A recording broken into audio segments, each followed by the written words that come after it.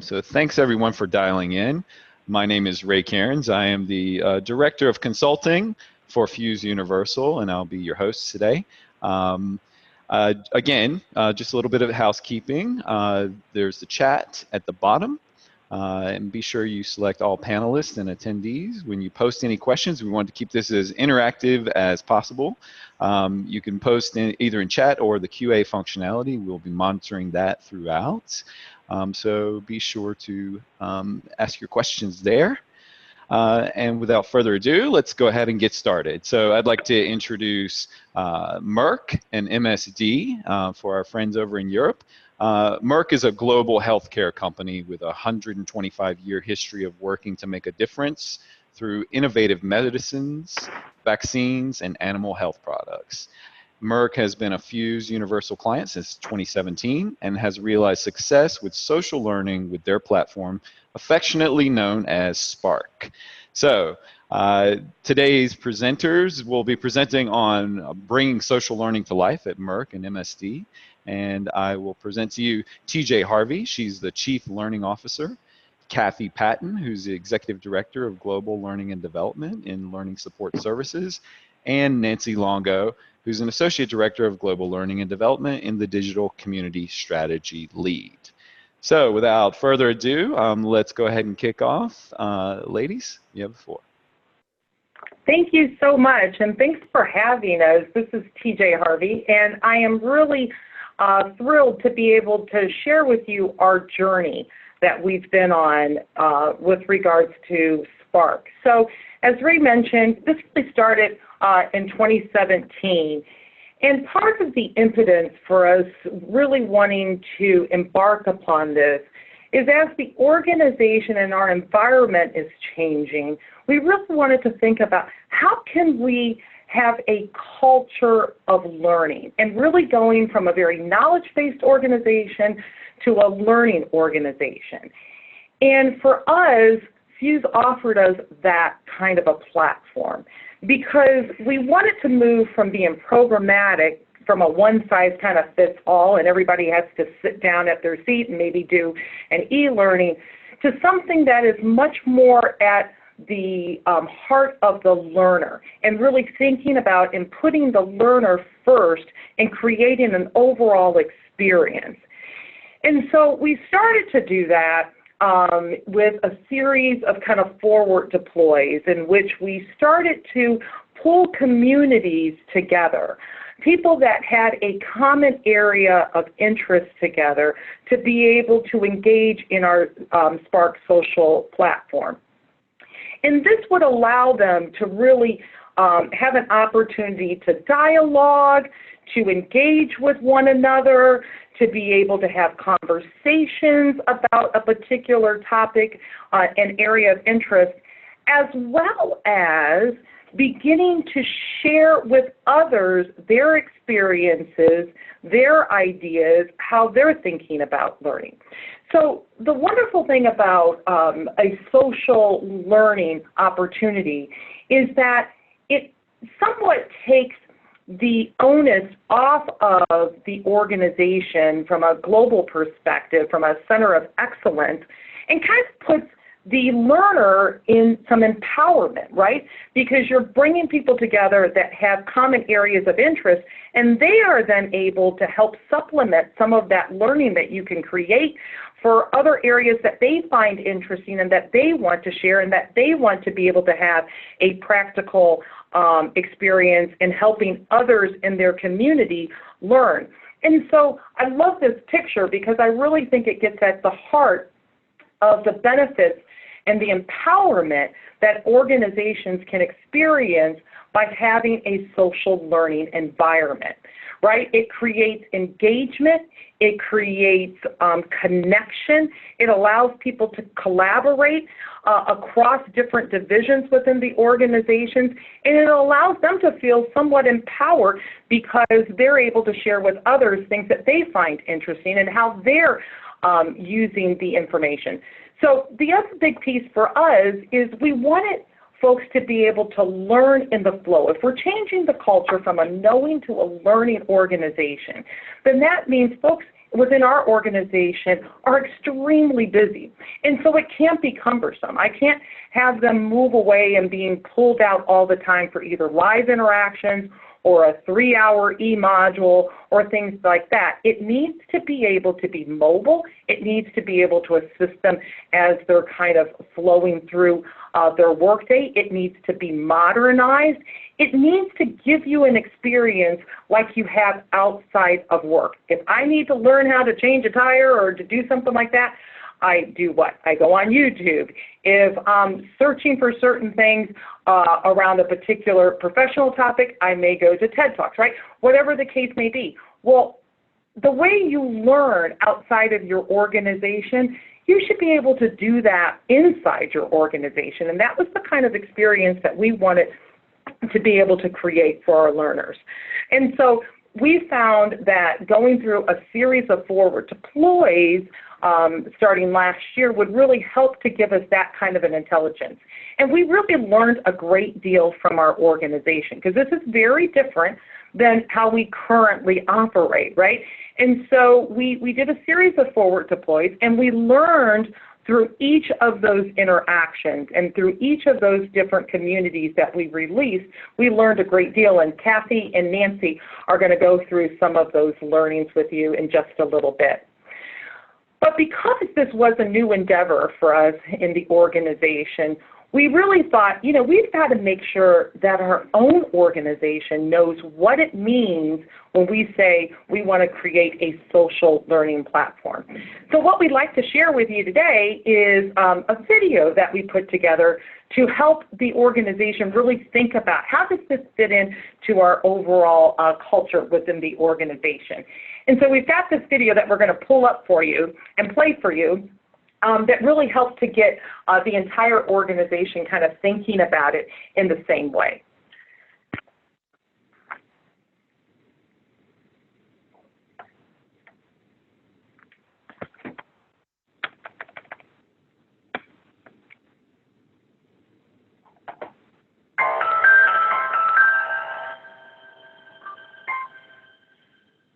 Outside of work, we are very adapted to social learning and how the world communicates and shares information.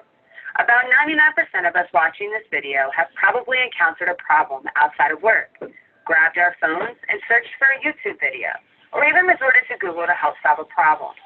Whether we realize it or not, social learning is a part of our everyday work lives. Technology has broken down barriers to expand how we learn. I'm pretty sure every day you're connected with colleagues via WebEx. When you need a question answered, you might use Jabber, Yammer, or send an email through Outlook. All of these platforms have their place. However, learning will quickly fall behind unless we continue to evolve with technology to support social learning. This is one reason our company has chosen to use Spark as a tool for social learning.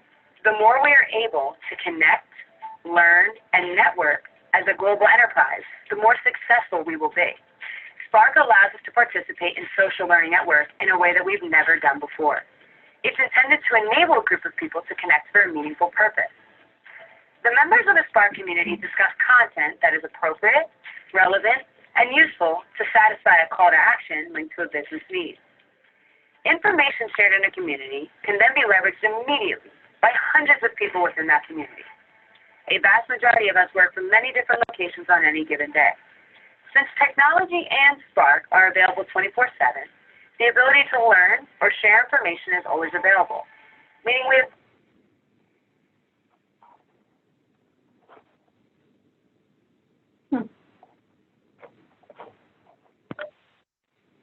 Our apologies, we seem to have a little technical difficulty with the video. We'll give it just 1 second.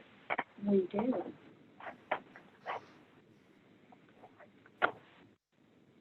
I think we were right near the end there anyway.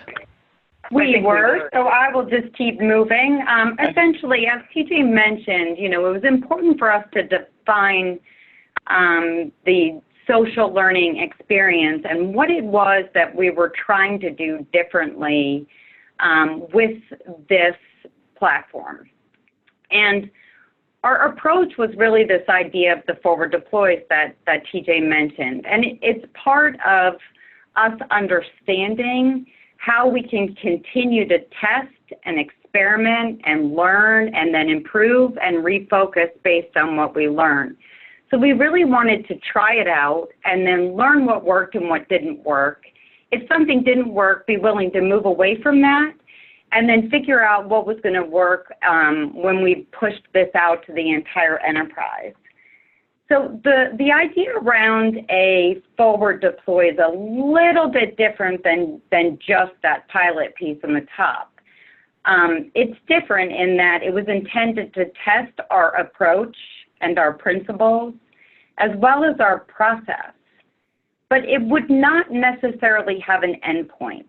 The idea around establishing communities is that the community should exist for a purpose.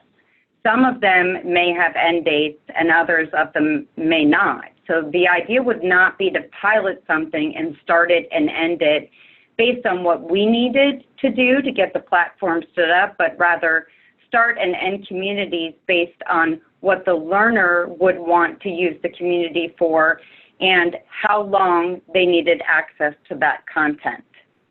So along the way, we were able to course correct and ensure that we understood what it took to have a successful learning experience as well as a successful community. Hi, Kathy. We had a couple questions come in. Sure. If we could pause for a second. First Absolutely. was, what was really the impetus for social learning? Was it a demand from the employees, or the L&D team saw a way to support the business strategy and aligning with that? What was really the driver? Or there may have been multiple drivers. Mm-hmm. Yeah, absolutely. Kathy, would you like me to take that one to start? Sure. Yeah, so I do think it was a combination of a couple of things. I think from an organizational standpoint, we really saw the need to help our organization continuously upskill capabilities, skills, and things like that. And as an L&D organization, we were very interested in being very forward-looking and help to drive business impact. One of the biggest things for us as a global learning and development organization is the reason why we exist is to drive business performance. And we can do that in a multiple different ways. And so we recognize the opportunity that a learning culture and looking at a learning portal that would enable us to adapt, drive, skill up, develop our talent quicker, faster, in a different way would significantly benefit the organization. Great. And a second question, how would you say Spark is different than tools like Yammer or Microsoft Teams? I saw that come across on the chat, and I think that's a great question. Kathy, do you want to take that one, or you want me to take it first? Yeah, so I think Nancy and I can probably each chime in on this one, TJ. Okay. You know, a lot of companies have a lot of different ways to communicate, learn, educate, and share knowledge. We've done some work to be sure that people know the difference between a learning platform and some of the other tools and resources that we have. The idea is we don't want to limit or restrict people from using, you know, the other tools and resources that are available to them. So, you know, those tools are critically important based on the business need, which TJ talked about. So you'll see later in the conversation when Nancy talks a little bit more about our criteria. For us, we've really gotten very clear on the difference in this platform compared to those others so that we have a purpose when it comes to putting communities into Spark. We want to be sure that they're driving learners, driving engagement, and driving business outcomes. So there's a very specific criteria that we put our business needs through in determining what is going to make a successful community. And that's really the difference here. I mean, I know a lot of companies have a lot of different tools and resources, and we really felt it was important for us to define the Spark platform or the Fuse platform, but but are not trying to tackle the others. That's really, a company perspective in terms of having a pool of resources for employees to use for different reasons. Great, and I think one time for one more question, and then we can continue. But how did you not get management and employees grouching? Love that word. That this was just another place like email they had to go to each day when they already felt overworked. I think for me, there was 4 or 5 things that we learned.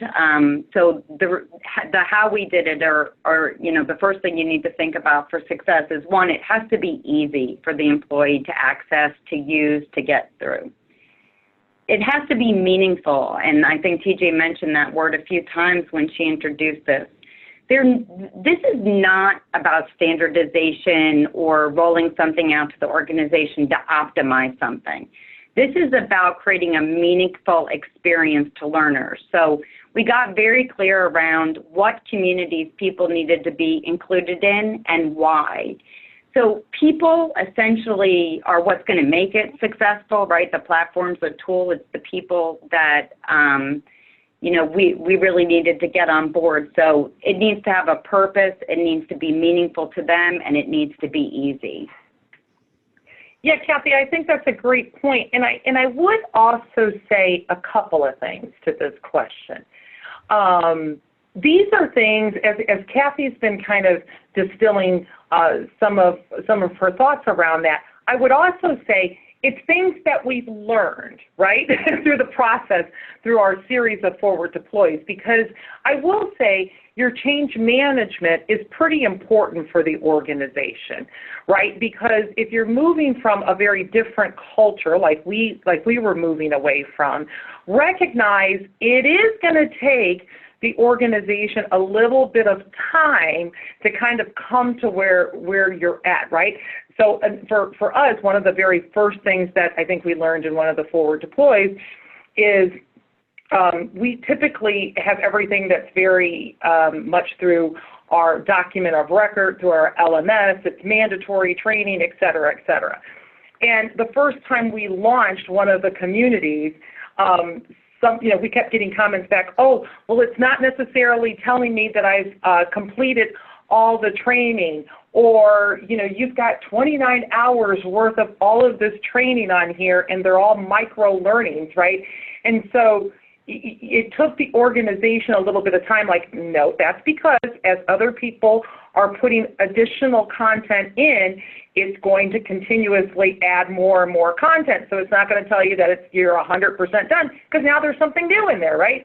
So it took us a little bit of time to help the organization come on that journey with us, that this is more about for you and for you to be able to experience and learn other things. As you find the interest, you can dive deeper, you can dive further, you can help to contribute to the community versus everything just being for you to acknowledge and record and get credit for things. So that was some learnings for us that I think Kathy was doing a great job of really helping to articulate there. And then the other thing that someone else was asking a question that I saw come through, which is around, can you tell us a little bit more about where you're using this, what's your audience look like that you're using that for? I think we'll probably get at that question when Nancy kind of goes through some of the guidelines and the guiding principles that we've established.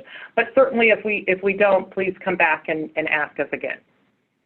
Yeah, and just to piggyback on what you've been saying, TJ, I think when we get to those principles, that is going to pull together a lot of what we learned in those early deploys, which speaks to what both TJ and Kathy have been saying. Those early deploys were invaluable to really figure out where Spark fits in and identify what needs to be true to make Spark communities successful in and among everything else that's in our learning ecosystem. Mm-hmm.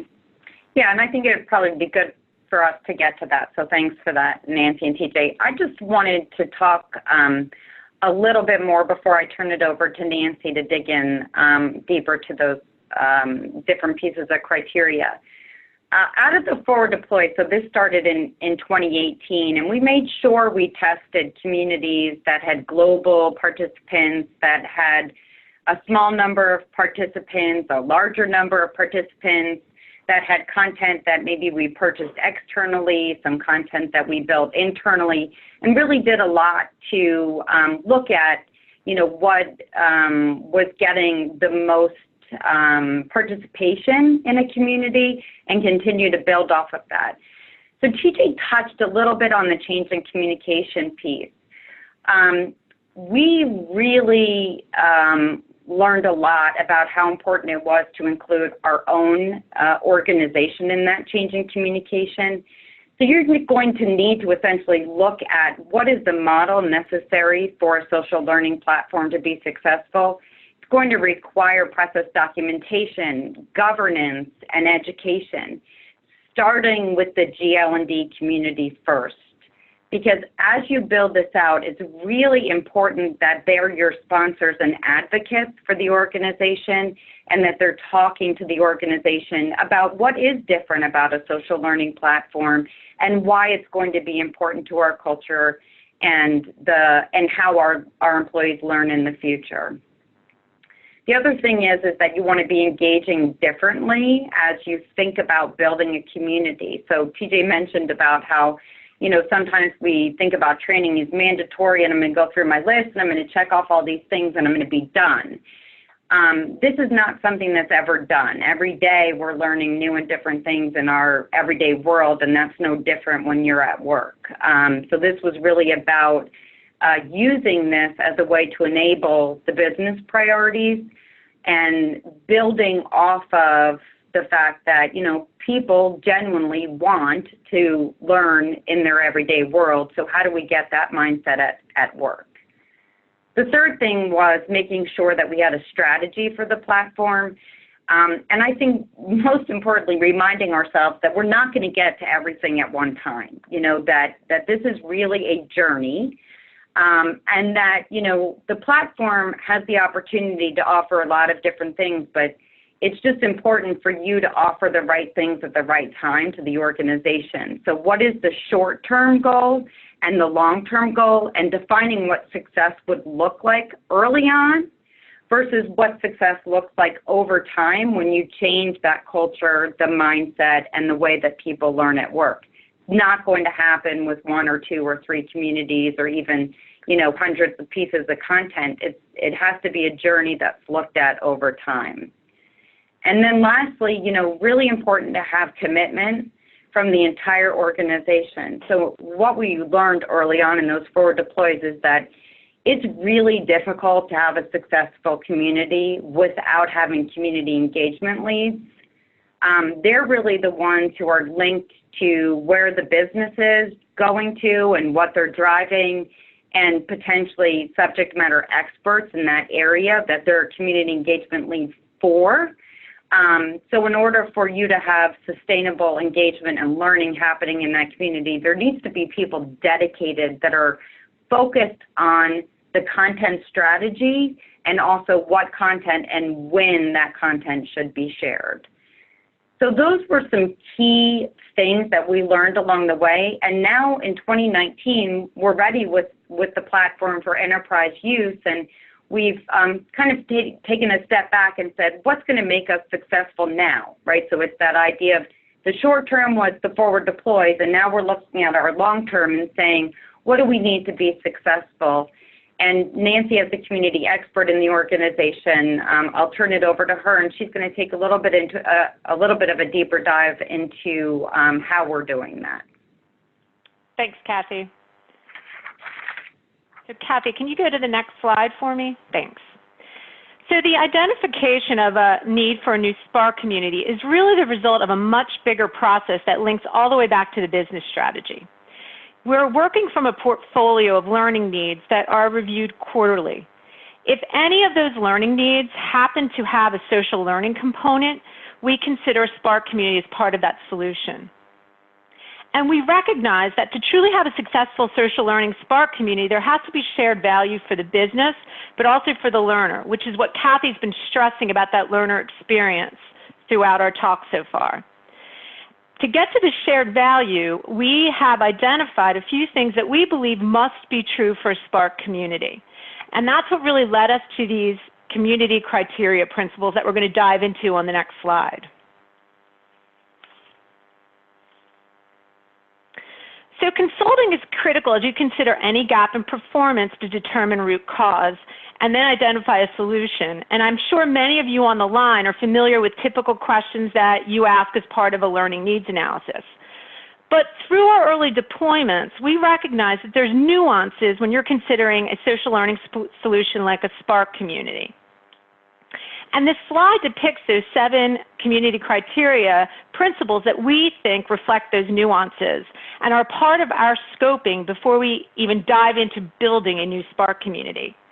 And we've found that if we pose these questions early in the consulting process and ensure that we have a really deep discussion on each of those and that we're meeting these criteria, it's enabling a more efficient design and build of a community and increasing the likelihood that we have the engagement success that we were looking for. So if we go through each one of the criteria step by step, number 1, something that's probably pretty clear to everybody is that we want a clear, measurable business purpose that we can address with Spark as a learning solution. And this business purpose should really link back and inform the success measures, both around the social learning component, so those engagement success measures, as well as the business impact that we're looking to have with this learning solution. Second is defining the audience. And the audience, and this is key with a social learning solution, especially with communities, it sounds simple, but not as easy to get at. You really have to think about it, is that the audience has to see value in being a member of that community. The community audience has to consist of the individuals that can provide value to that learner. So that will be SMEs, people managers, senior execs, support roles. You have to have all those people brought into the community to give those learners that value that they're looking for.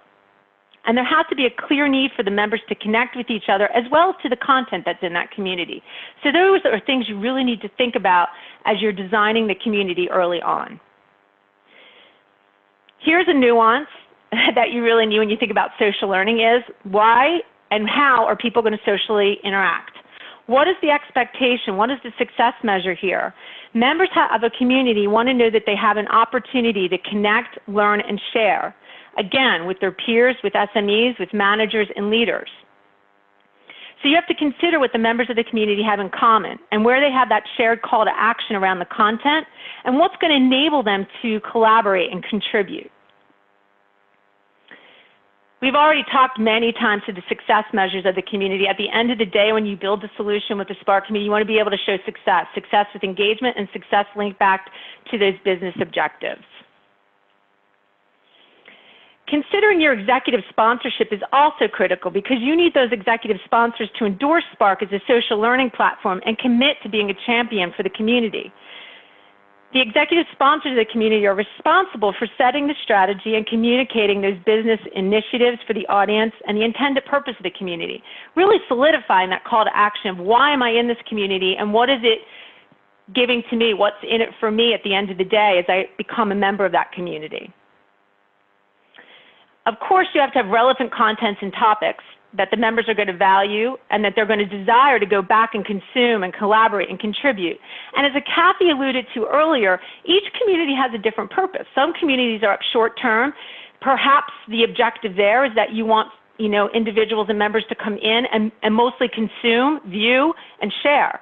Other communities might have a different approach where they're really looking for people to answer a lot of questions and answers and have very deep collaborative discussions within their community. So you have to consider that early on so that you design the community appropriately, get the right audience members in there, and have the right engagement plan.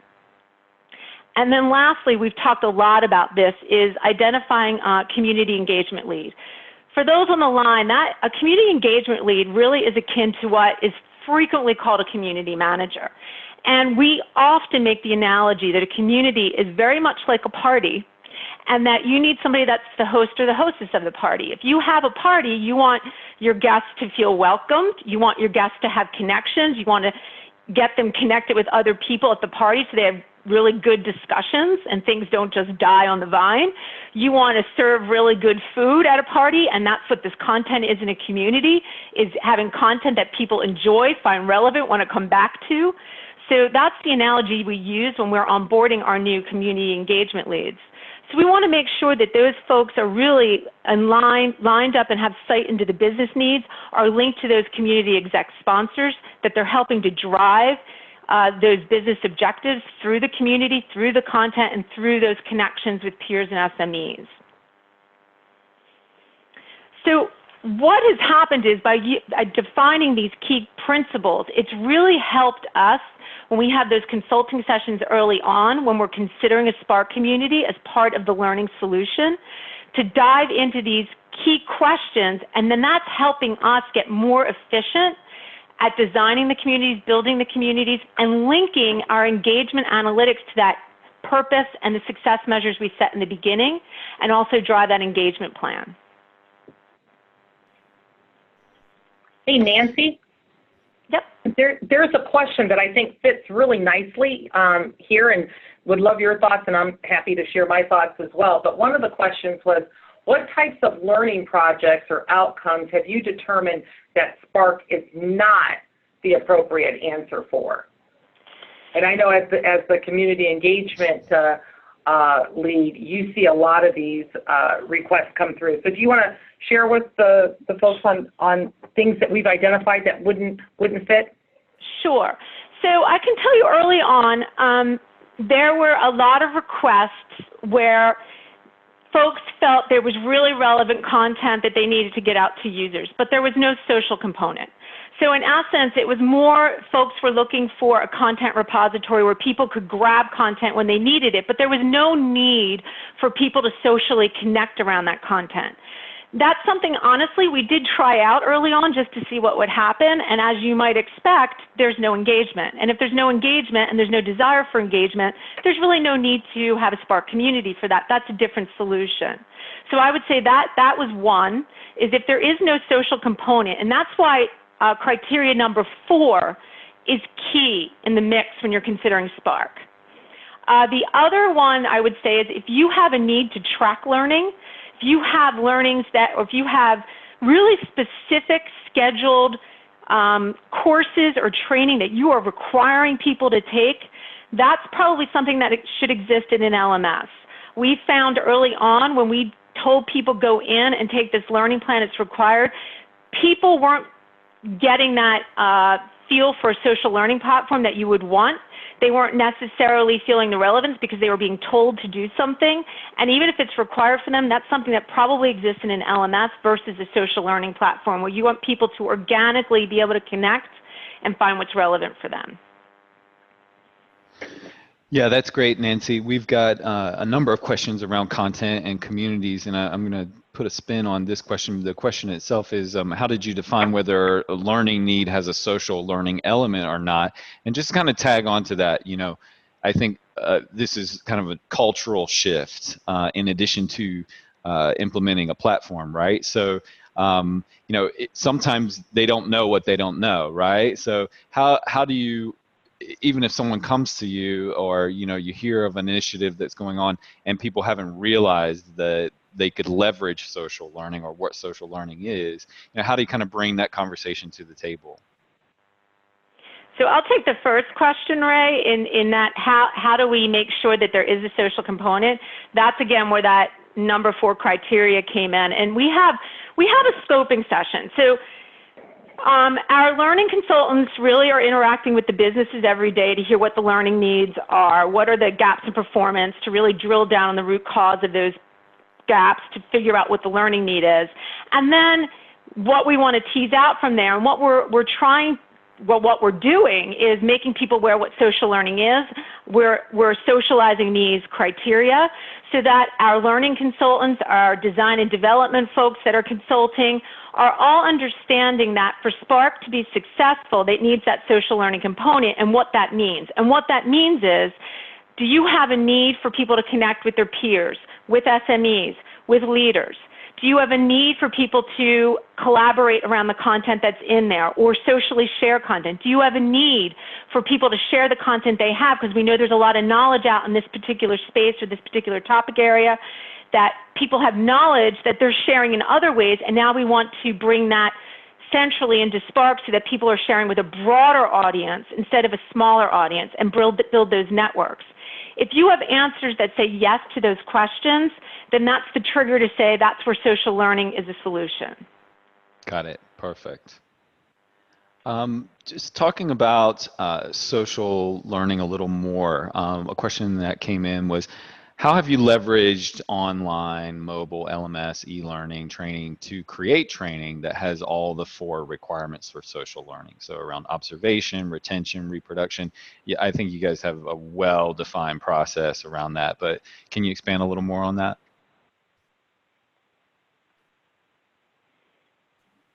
So Kathy, I didn't know if you wanted to take that one since it's broader across a lot of what we're doing in the LSS and GL&D, TJ.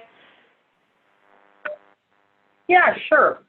So I think I'll start, and then Kathy can kind of drive in. I do think that because the need to want to have a social learning platform is all really predicated on helping us to drive business impact, it starts there. So the consultants, as Nancy was saying, we spend a lot of time on talking with them around how are we going to measure the success of this overall learning opportunity, right? And as a business partner, what do you need to see? What are you going to value in order for us to come back and say that this learning opportunity has had business impact? And then we go to, then what are some of the metrics that we need to look at through pulling through Spark and the overall program? So I think for us, it really is very much grounded on our business impact and being able to define some of that through the data. And the nice thing about having a social learning platform is that we can get a good amount of data that helps us look at the total number of users, the number of engagements, what they seem to be gravitating to, and then we can continuously augment our learning opportunities for the learners, right? To really help to make sure that we're driving on the things that they are finding meaningful and impactful, and that they're able to continue to really share and engage with the rest of the community. So for us, that's a big piece of it. Kathy, I don't know if you have anything else that you would like to share from an overall enterprise perspective as well.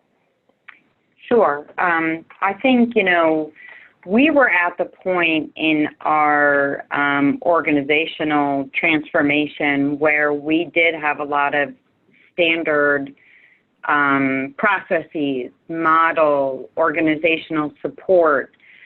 We had built internal capabilities within the GL&D organization to drive the right learning solutions. So when we first started out on the journey, we were more focused on changing the behaviors than we were on measuring outcomes. And that's really what the forward deploys were, right, to generate the excitement and get people interested. And then this year, when we went to the place of looking to expand this out to our entire enterprise at Merck and MSD, we really realized that this is part of the learning solution. Sometimes it may be just a community's needed, and other times it may be that the community is part of an overall bigger learning journey. We already had our processes and systems and people established to support learner journeys. And so now what we've done is enhance our process to incorporate this as a potential learning solution where it can drive those business results and make sure that we're hitting these criteria that Nancy shared. So measurement is an important part of that, but it's actually part of our overall learning strategy that Nancy was talking about that we linked to the business strategy. So I do think, that having the consulting up front, making sure you know what you're measuring success on, the technology and the platform is obviously hugely important, but also, you know, looking at this as part of how we educate learners is you know, critical, right? It's part of ensuring that we continue to allow people to learn at work like they do at home, which is where TJ kind of started using some of those examples of ways that we learn, or, you know, others in our lives end up, you know, learning things from a lot of different places, and we expect that to happen at work as well. That's great. Another question on content and how you sort of pull all that together, but how do you mix formal L&D created content topics with user-generated content within a community? And then kind of piggybacking on that, how do you define the difference between learning and internal communications using Spark? Mm-hmm. Yeah, so a couple of things. I saw I'll take the second question first, because I saw that come through on the chat as well. So we have been looking and kind of thinking about it in this way. We have Yammer, right? And we think about, if you want to talk about something, Yammer's a great way and a great place to go. If you want to engage around a topic and a learning opportunity, that's where we really want to drive people to Spark. And so we don't typically just use Spark as a means of communication. It has to be tied to a learning opportunity that we're trying to help the learner really kind of work through their own kind of knowledge aspect. So that's how we've kind of thought about the difference between the two. The first part of the question, Ray, can you repeat the first part of your question again? Yes, sorry. They were asking about how do you mix formal L&D with user-generated content. Yep. You want to take that one, Kathy? Yeah, I'm happy to. Yeah, go ahead, Nancy. Oh, no, I was going to say either way, Kathy. I can start, and then you can take it from there if you want. Sure. So a lot, what goes in the community initially to start the community is really considered. We do what's called an experience workshop. So before we design a community, we actually bring role experts together and we do an experience design workshop. So we understand what those role experts are telling us is what's needed for the audience that we're pulling in. That then determines the topics and the content that we might be shooting for, and then that determines how we're going to get that content, whether we're going to borrow, we're going to build. I can't think of the third word, Kathy. Build, borrow. So it's a steal. Yeah.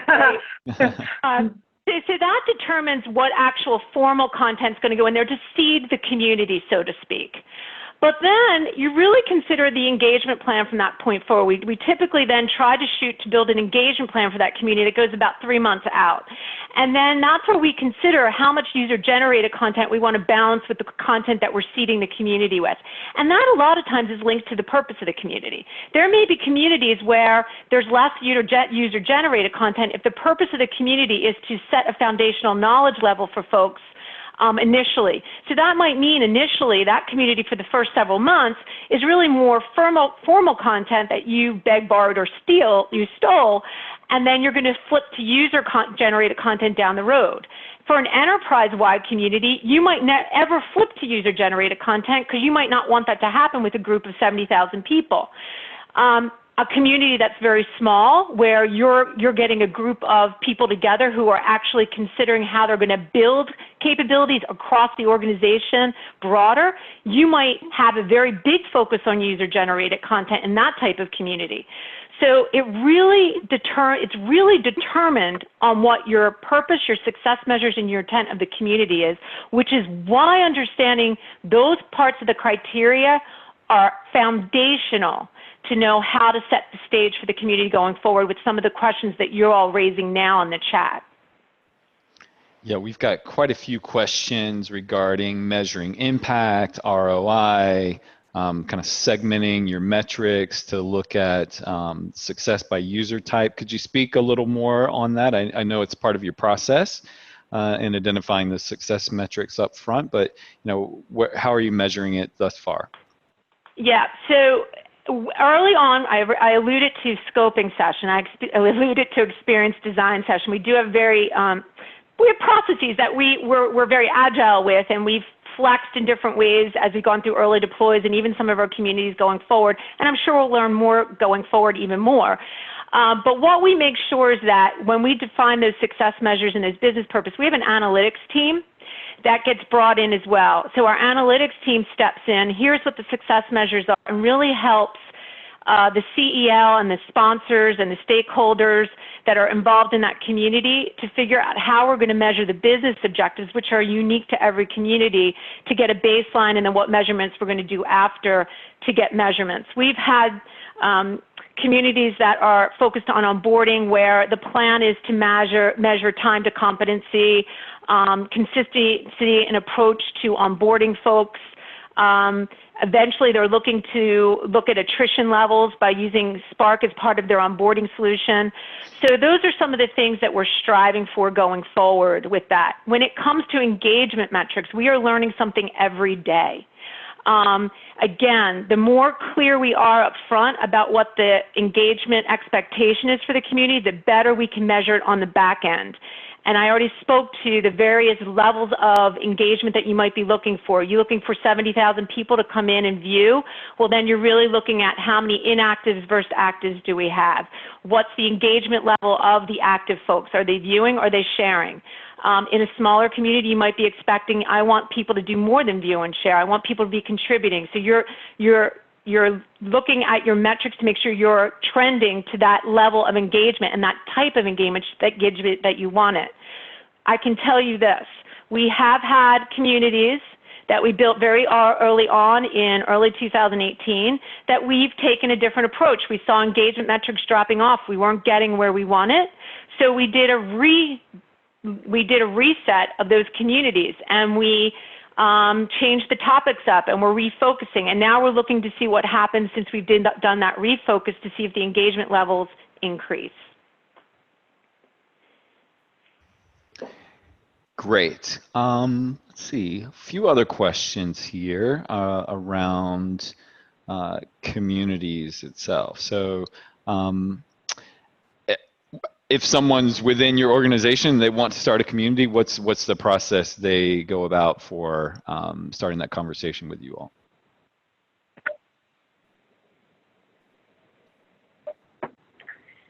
So I'll start that. Essentially, as I mentioned before, the community is part of the overall learning solution. So right now, in the phase we are with the platform implementation and the fact that we're just at the point where we have it ready to be used by the enterprise, we're really trying to link it in with the learning partner organization that sits with the business that Nancy mentioned.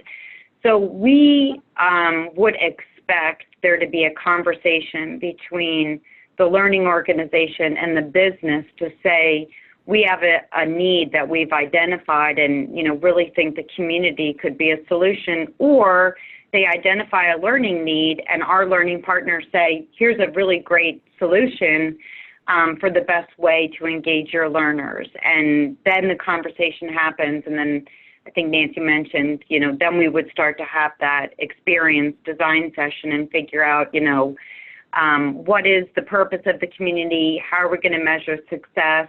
Do we have content? If not, where do we expect to get the content from? And really start to dig in a little bit and talk through, what success looks like for that community. So it mostly just happens now in that partnership with the business. Great. A couple questions around the technology itself. So one that came in was, other than the LMS and social learning, do you have any LXP or LRS? Like, what are the other solutions that are part of your tech stack?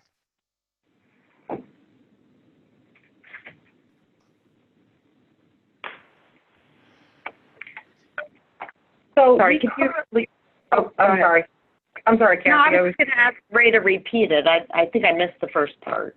Sorry. I think the question was, other than the LMS and social learning, do you have any LXP like learning experience platforms or learning record store solutions in your current learning technology strategy. Okay.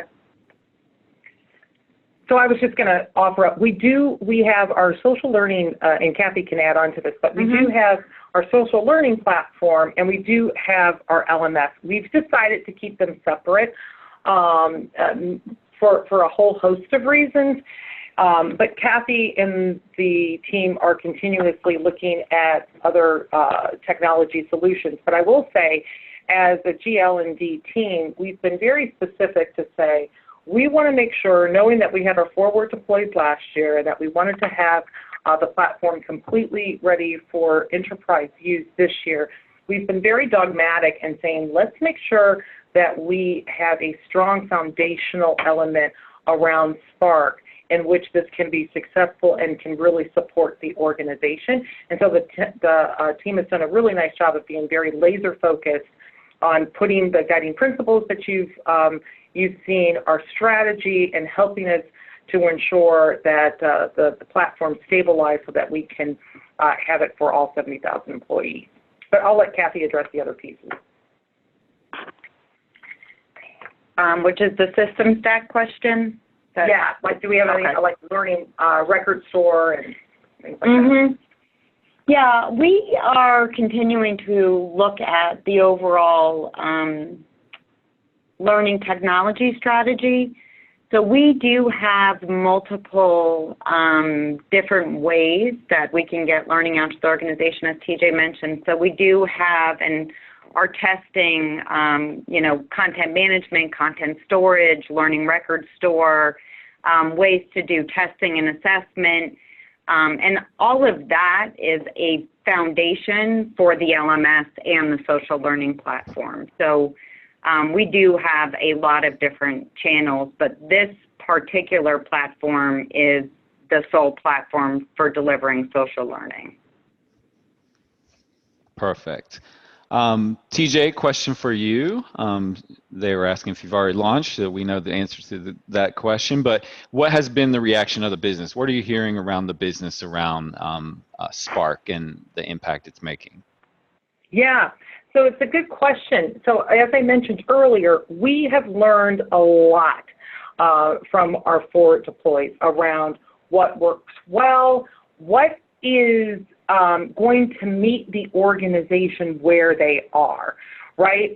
So earlier on, I think I had shared the example of we had all these micro learnings and all this content, but when you counted it all up, it's like 29 hours. Well, what we learned is the organization's not ready for all of that. If you're not going to have it in kind of a way that is tried and true and very traditional, where they have to check off one thing and they get credit for that, right? They need it to be pulsed out, right? And so that's, as Nancy was talking earlier, the role of your community engagement leader is just so critical, because pulsing the information out to the organization in a time in which they can consume it and digest it, and meeting them kind of where they need to be at that particular time, really increases the engagement.